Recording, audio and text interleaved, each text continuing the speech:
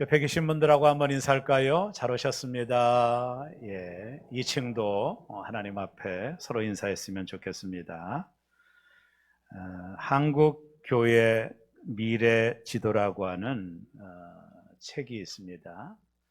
미래학자인 최윤식 박사가 쓴 책입니다. 아마 이 책이 네 번째 정도로 이분이 발간한 책인 거로 기억이 납니다. 이 책에 보면 2050년이 되면 한국 교회는 성도 수가 약 400만 명으로 감소할 것이다. 이런 아픈 예언을 했습니다. 특히 지금처럼 간다면, 한국 교회가 지금처럼 간다면 10년, 15년 후에 한국의 어린이와 청소년은 미전도 종족화가 된다. 이런 이야기를 그 책에서 했어요.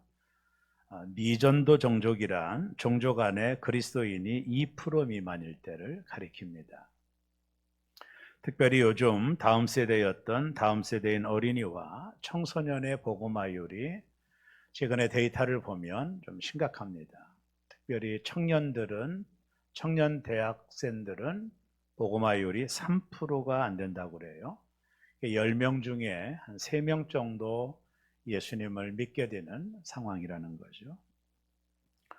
기억하는 분이 계시겠지만 2008년, 지금부터 14년 전 이야기입니다. 방송국 SBS에서 신의 길, 인간의 길이라고 하는 프로그램을 방영을 했습니다. 14년 전 이야기입니다. 그때 그 방송의 충격적인 장면이 보도가 됐는데요. 특별히 그 영국의 교회들을 탐사하여 보도를 했습니다. 영국 교회들이 술집이 되고 나이트클럽이 되고 심지어 십자가를 떼어내고 이슬람의 상징인 달을 붙여놓고 이슬람 사원이 되어버린 영국 교회를 고발했습니다. 당시 많은 기독교인들이 SBS를 방문하여 비난했지만 지금 14년이 지난 한국교회를 바라보면서 언론의 보도가 정확했다라는 것을 깨닫게 됩니다. 방송국의 예언이 거의 맞아가고 있습니다. 그때 개신교는 방송국을 비난했지만 정작 개신교가 이 시대의 시급성을 깨닫고 알기는 부족했던 것 같아요. 14년이 지난 지금 방송국이 고발한 대로 한국교회가 어떻게 그렇게 정확하게 영국교회를 닮아가는지 오늘 그 기점에 우리가 있는 것입니다. 영국교회가 왜 이렇게 되었을까요? 영국 기독교의 몰락의 원인에 대해서 개혁주의 신학자들은 동일한 이야기를 합니다. 말씀의 권위를 무시하고 설교가 세속화됐다. 이것을 한때 복음화율이 90%가 가까웠던 영국이 지금은 3%도 안 되거든요. 그런 것을 맞이하게 됐던 이유를 말씀의 권위를 무시했다라는 거예요. 개혁주의 신학자들이 동일하게 이야기하는 내용입니다. 그리고 설교가 세속화됐다라는 거예요. 사람들이 좋아하는 설교만을 했다라는 거죠. 처음에는 성도들이 좋아했지만 결국 그들은 교회를 떠났다라는 것입니다. 왜 영국 교회가 말씀의 권위를 버렸을까? 이론적으로 보면 당시 유럽을 휩쓴 자유주의의 신학 때문입니다. 자유주의는 성경을 신화라고 말을 합니다. 그리고 성경은 모두 다 비유의 말씀이라면서 성경의 권위를 내려놓았습니다. 이것이 자유주의 신학의 치명적인 영향이었어요. 그러므로 인해 다음 세대들에게 하나님의 말씀을 가르치지 않았습니다. 신화와 같이 여겼던 말씀을 가르칠 이유도 없었기 때문에 그렇습니다. 이제 영국은 매주 교회 나가는 성도들이 5%, 거의 3%에서 5%도 안 되는 교회가 된 거예요. 그러다 보니까 그 큰 예배당이 운영을 할 수가 없어서 매매를 하게 됐는데 예배당 구성상 술집이라든가 서커스단에게 예배당을 매매를 했습니다. 더 심각한 것은 무슬림에게 예배당이 넘어갔다라고 하는 사실입니다. 영국 교회는 교회가 말씀의 권위를 포기할 때 교회가 어떤 현상들이 나타나는지를 우리에게 보여주고 있고 심각한 도전을 우리에게 주고 있는 겁니다. 하나님의 말씀을 다음 세대들에게 전수하지 않을 때 교회는 어떤 일이 일어나는지를 유럽인 영국 교회가 우리에게 보여주는 것입니다. 미국의 대표적인 선교학자였던 루이스 푸시라는 분이 최근에 이런 얘기를 했습니다. 지금 이 코로나 팬데믹 시대야말로 다음 세대를 향해 교회가 나설 수 있는 획기적인 기회다. 아울러 다음 세대들을 하나님께로 돌이키지 못하면 기독교의 미래가 없다라고 말을 했습니다. 지금의 교회가 다음 세대를 위해 기도하고 다른 세대로 변질되거나 동화되지 않도록 공격적으로 나서야 할 때가 바로 지금이라고 루이스 푸시는 우리에게 도전하고 있습니다. 늦었을 때가 가장 빠를 때라는 것이죠. 오늘 우리가 읽은 컨텍스트 사사는 사사시대 이야기가 담겨져 있는데요. 오늘 우리에게 주는 메시지와 교훈이 너무나도 많습니다. 여호수아 시대가 끝나고 사사시대가 도래하가 되죠. 여호수아가 죽고 나서 350에서 400년 동안을 우리는 사사시대라고 합니다. 성경 속의 사사시대는 암흑기였습니다. 그 시대가 사사시대입니다. 여호수아가 살았을 때 이스라엘의 상황이 어떠했을까요? 이스라엘은 가나안을 정복하고 땅을 차지하게 됩니다. 하나님께서 가나안 땅을 약속으로 주셨기 때문에 여호수아 시대에 이 가나안 땅을 정복하게 됩니다. 그때 이스라엘의 이런 내적인 영적 상태가 어떠했는지를 오늘 우리가 읽은 사사기 2장 7절은 우리에게 보여주는데요. 우리 다 같이 한번 말씀을 읽겠습니다. 백성이 여호수아가 사는 날 동안과 여호수아 뒤에 생존한 장로들 곧 여호와께서 이스라엘을 위하여 행하신 모든 큰 일을 본 자들이 사는 날 동안에 여호와를 섬겼더라. 여호수아와 리더십을 가진 장로님들이 사는 날 동안에 그들이 하나님을 섬겼다라고 말을 했습니다. 그러면서 이들은 여호와께서 이스라엘을 위하여 행하신 모든 큰 일을 본 자들이라고 말을 합니다. 하나님이 행하신 모든 큰 일을 본 자들이 사는 날 동안 저들이 하나님을 섬겼다라고 이야기를 합니다. 자, 그렇다면 이들이 세상을 떠나죠. 여호수아도 세상을 떠나고 동시대를 살았던 사람들도 세상을 떠나게 됩니다.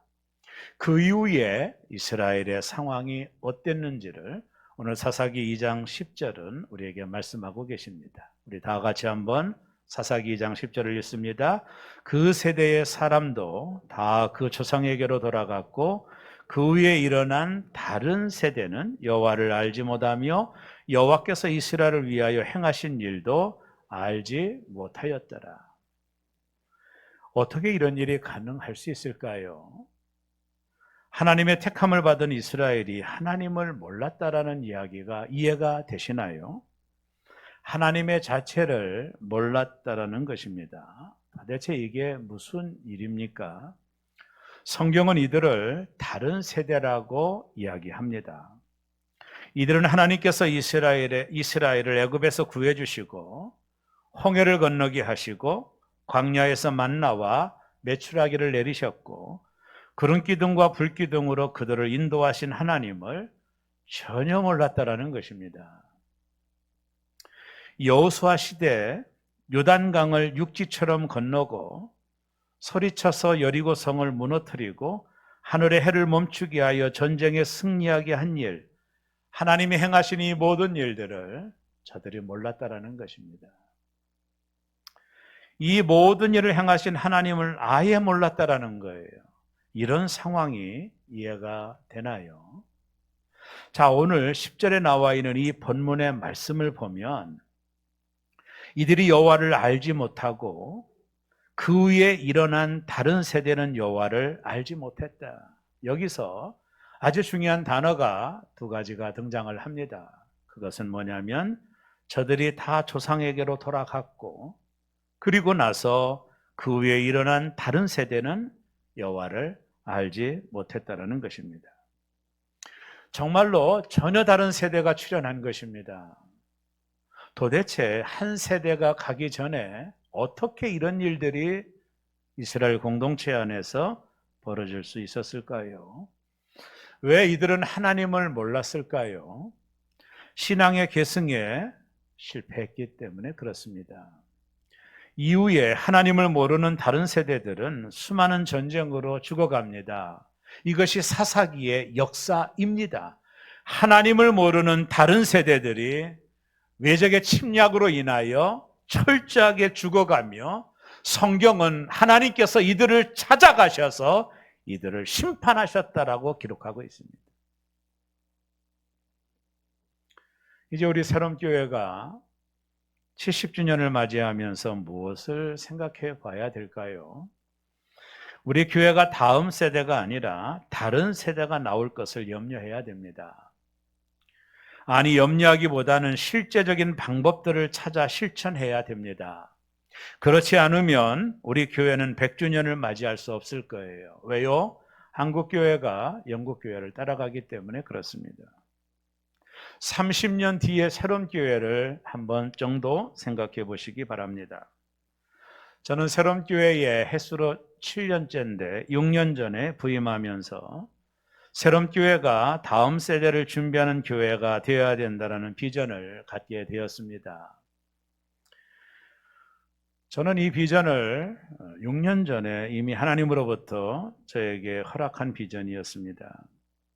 저는 두 가지 개념을 생각해 봤어요. 제가 섬기던 교회는 지금 107년 된 교회였기 때문에 하나님이 이 교회 나를 보낸 목적에 대하여 많은 시간 기도를 했고, 그리고 그 교회는 실버 세대를 준비하는 교회가 되어야 된다는 비전을 받게 되었습니다. 그래서 그 교회를 7년 동안 섬기면서 저는 실버 세대들에게 천국에 대한 소망을 주는, 그리고 삶의 목적을 분명히 하는 목회의 방향을 갖게 되었어요. 그래서 노인대학을 오픈했고 수많은 강사들을 섭외하여 교회 안에 있는 이 실버 세대들에게 좋은 가르침과 교훈을 주어서 한번 모일 때마다 250명 정도 실버 대학이 모였으니까 큰 역할을 감당했다고 봅니다. 저는 새로운 교회에 하나님이 저를 이곳으로 보내주신 다음에 하나님 나를 왜 이곳에 보내줬는지 많은 시간의 기도를 하게 되었습니다. 그때 하나님이 나에게 주신 비전은 그거였습니다. 다음 세대를 준비하라는 비전이었습니다. 저는 두 가지 개념을 생각했습니다. 하나는 하드웨어입니다. 그리고 또 하나는 소프트웨어입니다. 컴퓨터 용어지만 하드웨어라고 하는 것은 외형을 말하고 소프트웨어는 내면을 말하는 이론입니다. 하드웨어를 한번 생각해 봤습니다. 저희 교회는 교육관 시설이 매우 열악합니다. 제가 학생의 초청을 받아서 갔을 때 거의 학생들이 30-40명이 모여 있었는데 덩치 큰 아이들이 그 좁은 공간에 모여 있음으로 인하여 너무나도 시설이 비좁고 아이들이 뛰어놀 수 없는 공간임을 보고 마음의 아픔이 있었습니다. 특히 주일학교는 공기가 통하지 않는 습기가 가득한 지하에서 거의 15년 동안 아이들을 열악한 시설에 우리가 방치하고 있는 것입니다. 우리 교회 아이들이 우리 교회의 미래 아닌가요? 저는 먼저 저들을 위해서 새로운 비전센터를 건축하고 싶었습니다. 이에 부임 후 장로님들과 상의해서 재정을 최대한 긴축하고 매달 얼마간의 적금을 다음 세대를 위해 들자고 말씀을 드렸습니다. 이에 장로님들이 여기에 마음을 모아줘서 지금까지 한 6년 동안 매달 얼마간의 적금을 불입하고 지금도 불입하고 있습니다. 그리고 5년이 지난 후에 당회에서 비전센터 건축을 논의했고 장로님들이 동의해 주셔서 건축위원회가 구성되어 지금까지 와 있는 것입니다. 아이들이 마음껏 뛰어놀 수 있는 시설을 좀 만들어주고 싶었습니다. 그들이 정말로 행복할 수 있도록 해주고 싶었습니다. 우리가 조금만 희생하면 그렇게 할 수 있다고 생각을 했습니다. 그리고 구교육과는 실버 세대를 위해 공간을 리모델링하고 우리 어르신들이 행복하게 노후를 보내실 수 있도록 그렇게 해드리고 싶었습니다. 이런 비전은 제가 이 교회에 부임하고 1년 뒤에 가진 비전이었습니다. 지금 제가 꿈꾸는 비전은 그냥 갑자기 일어난 비전이 아니라는 것을 말씀드리고 싶습니다. 다음은 소프트웨어인데요. 내용입니다. 하드웨어가 잘 준비되어도 내용이 없으면 무슨 의미가 있겠습니까? 우리 새롬교회가 다른 세대가 아니라 다음 세대가 되기 위해 무엇이 필요할까를 정말로 한 20여 권의 책을 제가 읽었던 것 같고 40개 교회를 저 혼자 몰래 방문했던 시간들을 보냈습니다. 다음 세대가 활성화되는 교회들을 한 40여 개 교회를 제가 혼자 방문했던 것 같습니다. 사사시대에 왜 다음 세대가 아니라 다른 세대가 나타났을까? 그것은 신앙 계승에 실패했기 때문입니다. 여호수아는 잘 믿었습니다. 그리고 저들은 거기서 끝났습니다. 최근에 읽었던 많은 책 중에 한 40여 권에 넘는 책을 다음 세대한 책을 본 것 같아요. 그 중에 최근에 읽은 책 중에 김일국 씨의 다음 세대를 구하는 7가지 법칙이라는 책을 읽게 되었습니다. 저자는 다음 세대를 위해서는 가정과 교회가 바로 서야 된다라고 주장을 합니다. 바른 평신도 지도자가 부모가 돼야 되고 그래서 부모 교육이 상당히 필요하고요. 그리고 우리 교회 교사들을 말씀 가운데 바로 세워서 다음 세대를 양육하는 교육을 해야 된다라고 저자는 어필하고 있습니다. 이 일에 어원교회가 또 담당하는 교사들이 하나님의 말씀 앞에 온전히 서 있어야 된다라고 이야기를 합니다. 새롬교회는 앞으로 다음 세대를 위한 교육에 전념하게 될 것입니다. 제가 생각하는 여러 가지 플랜 중에 다 이야기는 할 수 없겠지만 토요 세마 마당 같은 것들을 오픈해서 우리 아이들을 토요일 날 교회로 오게 하여 아이들에게 신앙 양육하는 일들을 진행하려고 계획하고 있습니다. 가정과 교회를 네트워크로 구성하여 부모님들이 우리 아이들을 어떻게 양육하는지에 대한 신앙 지도를 부모 교육을 또한 계획하고 있습니다. 우리 새롬교회가 다음 세대의 신앙을 전수하지 않으면 우리 교회는 어떻게 될까요? 이제 우리는 다음 세대가 아니라 다른 세대가 아니라 다음 세대가 오게 하려면 기성세대가 무엇을 해야 되고 어떤 마음의 결단이 있어야 되는지를 사사시대의 실패를 반면교사로 삼아서 말씀을 나누고자 합니다. 2가지를 말씀을 드리겠습니다. 첫째는 형식적인 신앙을 조심하셔야 됩니다. 오늘 우리가 읽은 본문 사사기 2장 10절은 대단히 유명한 말씀인데요. 너무나도 유명하기 때문에 다시 한번 말씀을 좀 나누려고 합니다. 다 같이 읽습니다. 그 세대의 사람도 다 그 조상에게로 돌아갔고 그 후에 일어난 다른 세대는 여호와를 알지 못하며 여호와께서 이스라엘을 위하여 행하신 일도 알지 못하였더라. 자, 이스라엘은 한 세대 만에 하나님을 알지 못하는 세대가 되었습니다. 여기 2장 10절이 대단히 중요한 내용이 담겨져 있습니다. 그 세대의 사람도 다 그 조상에로 돌아갔고 그 후에 일어난 다른 세대는 여호와를 알지 못하며 여호와께서 이스라엘을 위하여 행하신 일도 알지 못하였더라. 2개의 단어를 주목하셔야 됩니다. 그 중에 하나가 알지 못하며 그리고 일어난 다른 세대라고 하는 단어입니다. 이 2 단어가 히브리 말에 있어서 대단히 중요한 단어인데요. 이게 뭐냐면 알다라고 하는 알지 못하다라고 하는 말 속에 있는 이 히브리 단어 야다라고 하는 단어를 주목해야 되고요. 또 하나는 일어난 다른 세대라고 말하는 일어난이라고 하는 히브리의 쿰이라고 하는 단어를 주목해야 됩니다. 이 단어가 동시에 쓰여져 있는 성경이 딱 한 군데가 나오는데요. 제가 알기로는 출애굽기 1장 8절일 것입니다.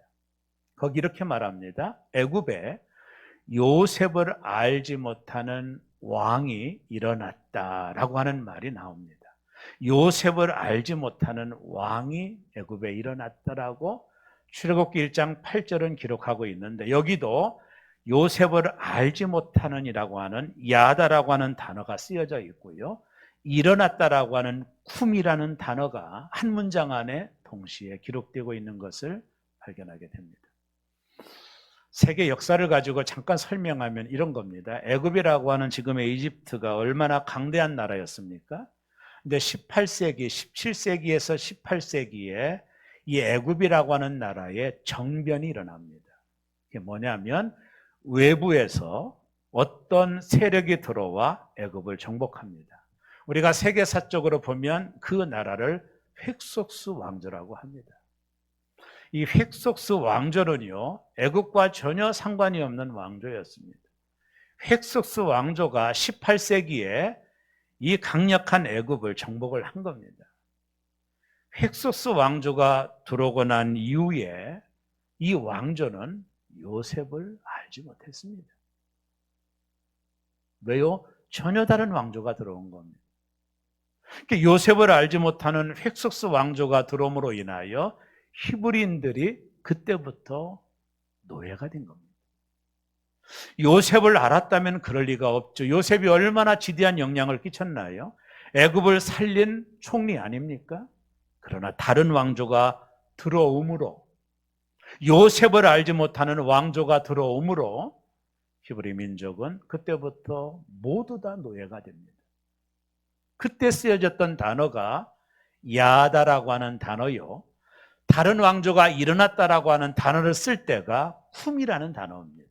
이 쿰은 뭐냐면 달리 다 쿰, 아시죠? 전혀 다른 것으로 일어난 어떤 세력을 의미하는 것입니다. 과거에는 전혀 다른 어떤 것들이 일어날 때 쿰이라는 단어를 쓰고 있는 것입니다. 한마디로 말하면 오늘 사사기 2장 10절에 나와 있는 이 말씀은 뭐냐면 여호와를 알지 못했다, 여호와를 알지 못하는 세대가 드디어 도래했다라, 일어났다라는 거예요. 전혀 다른 세대가 쿰했다라는 것입니다. 여러분 생각해 보세요. 이들이 하나님을 몰랐을까요? 부모로부터 하나님에 대한 이야기를 들었을 것입니다. 근데 성경은 저들이 여호와를 알지 못했다라고 하는 야다라고 하는 단어를 쓴 걸 보면 저들이 하나님을 지식적으로 몰랐다라는 뜻이 아니라 하나님과의 관계가 전혀 없었다라는 것입니다. 하나님과의 관계가 없는 전혀 다른 세대가 등장했다라는 것입니다. 한마디로 말하면 형식적인 신앙인들이 만들어졌다라는 거예요. 왜 이런 일이 일어났나요? 자, 하나님은 가나안을 심판하기 위해 이스라엘 백성을 가나안 땅에 들어보내셨습니다. 그리고 가나안의 모든 백성을 쫓아내라고 말씀하셨습니다. 하나님의 명령은 헬렘 전쟁입니다. 헬렘 전쟁은 뭐냐면 모든 씨를 죽이라는 거예요. 근데 이들이 어떻게 했나요? 이런저런 핑계로 하나님께서 하신 말씀을 순종하지 않았습니다. 가나안의 모든 족속을 쫓아내지 않았습니다.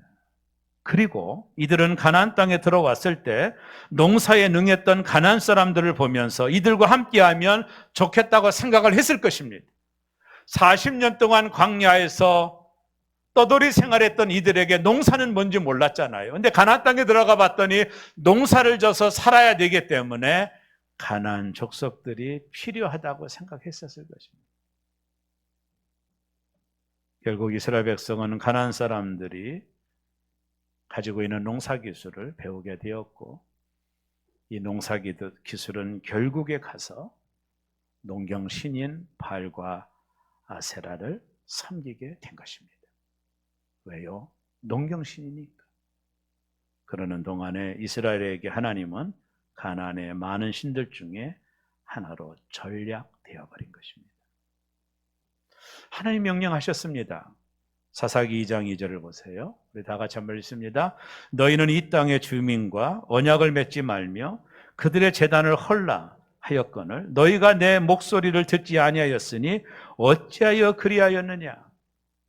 너희가 가나안 땅에 들어가면 그들 주민과 언약을 맺지 말라고 했고 그들 모두를 쫓아내고 죽이라고 말했건만 너희가 어찌하여 그들과 언약을 맺었고 그들이 믿는 신을 섬기게 되었느냐? 그러면서 사사기 2장 하반절에 보면 그들이 너희에게 올무가 될 것이고 나는 너희들을 추적하여 멸망할 거라고 하나님이 말씀하셨습니다. 불순종한 이스라엘을 책망하시는 하나님의 말씀이었습니다. 이스라엘 백성은 광야에서 철저히 하나님을 의지하는 백성들이었어요. 저들은 하나님을 의지 아니면은 살 수가 없었습니다. 아무것도 없는 그곳에서 하나님은 이들을 먹이셨습니다. 아침마다 만나를 내리는 하나님을 저들이 체험했습니다. 이스라엘은 날마다 하나님의 살아계심을 보았을 것입니다. 불기둥과 구름기둥은 지금도 여전히 자신들과 함께하는 하나님을 깨닫게 되었을 거예요. 반석에서 물이 나오게 하고 고기가 없을 때 메추라기를 보내는 하나님을 저들은 만났습니다. 근데 이들이 가나안 땅에 들어갔어요. 더 이상 부족한 것이 없게 되었습니다. 가나안 사람들 말을 들어 농사를 졌더니 풍년이에요. 하는 일마다 잘 됩니다. 풍성한 곡식을 얻게 되었습니다. 정말로 말 그대로 대박입니다. 이제는 부족함이 없었어요. 만나가 없어도 살 수 있었습니다. 농사를 짓는 것마다 잘 되었습니다. 이제 그들에게 하나님은 더 이상 매력적인 신이 아닙니다. 하나님을 의지하지 않아도 충분히 살 수가 있었습니다. 하나님을 향한 간절함이 사라졌습니다. 이것이 바로 다음 세대가 다른 세대가 된 이유입니다. 신앙의 형식화입니다. 어찌 보면 다음 세대는 우리가 아닐까요? 신앙의 1세대들은 6.25의 폐허 속에서 가만히 앉아 기도했습니다. 하나님이 아니면 살 수 없었습니다. 7, 80년대 우리는 소나무 뿌리를 붙잡고 기도했습니다. 그래서 기도의 응답도 받았습니다. 성령의 충만함도 받았습니다. 방언도 터졌습니다. 찢어지게 가난했던 우리는 보릿고개를 겪으며 한 가정에 5명, 6명 혹은 많게 10명의 자녀들을 키울 재간이 없었습니다. 그래서 하나님 앞에 눈물 뿌리며 기도했습니다. 하나님 도와달라고, 우리의 자녀들을 키워달라고. 가만히 꺼덕에 앉아서 우리는 정말로 많은 밤을 처리하며 눈물 뿌리며 기도하면서 너무나도 갈급했습니다. 그때 우리는 충분히 하나님을 체험했습니다. 기도의 응답도 받았고 성령의 불도 받았습니다. 하나님이 아니면 방법이 없었습니다. 살아갈 힘이 없었습니다. 그러나 부모 이후의 세대는 어떤가요? 이제는 부족함이 없습니다. 원하는 모든 것을 얻을 수 있습니다. 어느덧 하나님은 알지만 그 하나님은 내게 그렇게 필요한 하나님이 아니었습니다. 혹시 우리가 다하는 세대가 아닌가요? 우리 부모들이 경험했던 하나님을 향한 체험적인 신앙이 있으신가요? 기도 응답을 경험해 보셨나요? 아니, 어찌 보면 하나님은 우리에게 그렇게 매력적인 신이 아닌 것은 아닌가요? 왜요? 그분 없어도 살 수 있으니까. 어느덧 신앙생활은 형식적이 되어지지 않았나요? 바울이 이 세대를 향하여 디모데후서 3장 5절은 이렇게 말합니다. 경건의 모양은 있으나 경건의 능력은 부인하니 이 같은 자들에게서 내가 돌아서라. 혹시 우리가 경건의 모양만 있는 건 아닌가요? 모양은 있지만 내용이 없는 것은 아닌가요? 그게 다른 세대입니다. 혹시 우리가 다른 세대가 아닐까요?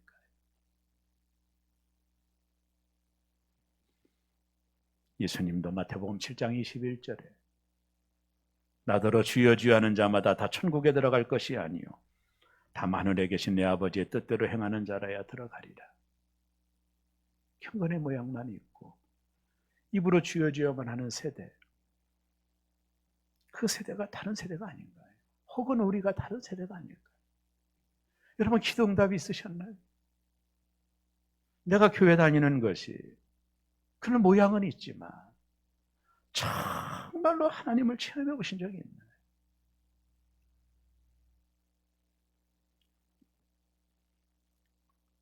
두 번째는 관념적인 신앙입니다.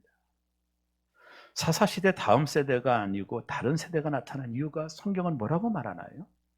오늘 10절 하반절에 보니 여호와께서 이스라엘을 위하여 행하신 일도 알지 못하였더라. 이들은 부모로부터 하나님께서 하신 일을 들었을 거예요. 그러나 그 하나님을 자신들이 체험하는 하나님이 아니었던 거예요. 체험하지 않는 신앙은 관념적일 수밖에 없어요. 이들은 가나안의 문화와 종교를 뛰어넘지 못하고 지배를 받게 됩니다. 왜 그랬을까요? 체험적인 신앙이 없었기 때문입니다. 하나님에 대해 지식적으로 아는 것에 그치는 것이 아니라 체험적으로 하나님을 알아야 되는데 이들에게는 하나님을 체험할 만한 동기가 없는 거예요. 하나님이 없이도 넉넉하거든요. 체험되지 않는 진리는 진리가 아니라 지식일 뿐이잖아요. 진리는 반드시 체험돼야 되죠. 왜요? 하나님은 살아계시니까요. 시편 34편 8절에 보면 너희는 여호와의 선하심을 맛보아할지어다. 여러분 하나님 맛보셨나요? 아니 하나님을 맛보셨느냐고 묻는 겁니다. 맛보아 알고 계시나요? 아니면 이론으로 알고 계시나요? 우리의 자녀들이 하나님을 맛보아 알게 해야 되는 거예요. 살아계신 하나님을 체험하도록 해야 되는 거예요. 체험하지 않는 신앙은 언제나 무너질 수 있는 거예요. 광야 세대는 하나님을 충분히 체험한 겁니다. 홍해를 건넜습니다. 만나를 먹었습니다. 구름 기둥과 불 기둥으로 인도함을 받았습니다. 반석에서 물이 나왔습니다. 그러나 가나안 세대는 부족함이 없었어요. 하나님을 향한 갈급함도 없습니다. 어느덧 신앙은 관념이 되어버렸고 그들은 다른 세대가 된 거예요. 감리교 장설자인 존 웨슬리 목사님이 우리가 하나님 앞에 설 때 세 가지를 하나님이 질문할 것이라고 했어요. 첫째는 너희 시간을 어떻게 썼느냐, 두 번째는 너의 물질을 어떻게 썼느냐, 세 번째는 너의 자녀를 어떻게 키웠느냐. 이 세 번째 질문이 자녀 교육에 대한 질문입니다. 근데 우리 모두는 다 초보 부모입니다. 결혼 후 아이가 태어나고 그래서 부모가 되었습니다. 그러므로 부모 역할을 당연히 모릅니다. 서툽니다. 실수하고 우리는 잘한다 하지만 자녀 인생을 그르치는 경우도 얼마나 많은지 모릅니다. 이제 우리는 다른 세대가 아니라 다음 세대가 우리 교회에서 나오게 해야 돼요. 먼저 부모된 우리가 형식적인 믿음에서 벗어나지 않는 한, 먼저 부모된 우리가 하나님을 관념적으로 아는 것에 그치고 체험적으로 하나님을 알지 않는 한 우리의 자녀들을 다른 세대로 키울 수밖에 없어요. 하나님을 맛보지 못한 부모가 어찌 자녀들에게 하나님을 맛보라 할 수 있겠습니까? 기도 응답을 체험하지 못한 부모가 어찌 자녀에게 기도를 가르칠 수 있나요? 예배의 기쁨을 체험하지 못한 부모가 어찌 자녀에게 예배를 드리라고 말할 수 있느냐 말입니다. 내가 맛보지 못한 것을 어떻게 말할 수 있겠느냐 말이에요. 우리 아이들이 다른 세대가 되지 않기 위해 부모가 체험적인 신앙의 본을 보여야 되죠. 이런 말이 있습니다. 어른 말을 잘 듣는 아이도 없다. 하지만 어른이 하는 대로 따라하지 않는 아이도 없다. 사회 심리학자인 제임스 본드임이 한 말입니다. 부모의 모범이 중요하다는 것이죠. 우리가 어려울 때 하나님 앞에 기도하는 것을 아이들이 보는 거죠. 어려울 때는 기도하는 것이구나. 주일날 타협하지 않고 어떤 일이 있어도 하나님 전에 나와 예배하는 것을 소홀히 하지 않게 될 때 아이들은 그대로 배우는 것이죠. 오늘 사사시대에 영적으로 중요한 문장 하나가 있습니다. 여호수아가 죽음에 그 세대 사람도 다 그 조상에게로 돌아갔고, 이 문장입니다. 이들이 죽고 나서 다른 세대가 출현한 거예요. 여호수아는 위대하지만 지만 잘 믿다 죽은 겁니다. 다음 세대를 키우지 않았어요. 나와 내 집은 여호와만을 섬길 것이라. 좋아요. 자기가 죽고 나서 그 어두운 사사시대가 올 줄 누가 알았겠습니까? 신앙 계승에 실패한 것입니다. 지금 우리가 영적으로 죽어 있으면 반드시 다른 세대가 나옵니다. 우리가 영적으로 살아 있어야 되는 것입니다. 케냐바 밴쿠버 쪽에서 잡은 물고기를 토론토에 있는 수족관으로 옮기는 대작전이 벌어진 적이 있었습니다. 큰 수족관에다가 산소 공급을 하고 주기적으로 먹이를 주며 대륙 횡단을 했는데 도착해보니 물고기가 다 죽어 있는 겁니다. 이해할 수 없었습니다. 이때 한 사람이 중요한 생각을 했어요. 수족관에 고기를 넣고 그 속에 이 고기들을 잡아먹는 문어와 오징어, 생명력이 엄청난 문어와 오징어를 같이 넣었다고 해요. 대륙을 횡단하고 일주일 동안 대륙 횡단하고 도착해보니 모든 물고기가 살아있더라는 것입니다. 왜 그랬을까요? 잡아먹지 않으려고, 잡혀먹지 않으려고 싱싱하게 살아있는 것이죠. 사랑하는 여러분, 기성세대가 죽으면 다 죽는 것입니다. 기성세대가 살아있어야 다음 세대가 살아나는 것입니다. 우리가 여전히 형식적인 신앙을 가지고 있고 관념적인 신앙에 머물러 있다면, 우리가 하나님을 맛보지 않았다면 다음 세대는 반드시 다른 세대가 될 것입니다. 우리 새로운교회는 신앙 전수에 실패하면 안 됩니다. 여러분, 아이들이 교회 나온다고 믿음이 있다고 착각하면 안 됩니다. 이들에게 철저하게 하나님이 누구신지를 일러줘야 됩니다. 그리고 내가 체험한 하나님에 대한 간증들이 그들로 하여금 나타나게 해야 되는 것입니다. 그러나 우리 힘으로 안 돼요. 어떻게 할 수 있을까요? 예수님이 십자가를 지기 위해 골고다로 언덕 할 때 수많은 여인들이 따라가며 눈물을 흘렸어요. 주님이 너무나도 안타까웠어요. 그때 예수님이 그들을 돌아보면서 이런 말씀을 했습니다. 누가복음 23장 28절입니다. 예수께서 돌이켜 그들을 향하여 이르시되 예루살렘의 딸들아, 나를 위하여 울지 말고 너희와 너희의 자녀를 위하여 울라. 결국 눈물의 기도입니다. 눈물의 기도만이 우리의 자녀들을 세울 수 있습니다. 자녀를 위한 눈물의 기도만이 우리 아이들을 세울 수 있습니다. 여러분, 아이들이 성공하는 거 좋아요. 좋은 대학에 들어가는 거 좋아요. 출세하는 거 좋아요. 잘 되는 거 좋아요. 근데 그 아이들이 믿음이 없다면 지옥 가는 거 아닙니까? 도대체 뭐가 잘 돼야 되는 것입니까? 우리 아이들이 믿음이 없다면 그들이 잘 되는 게 무슨 의미가 있습니까?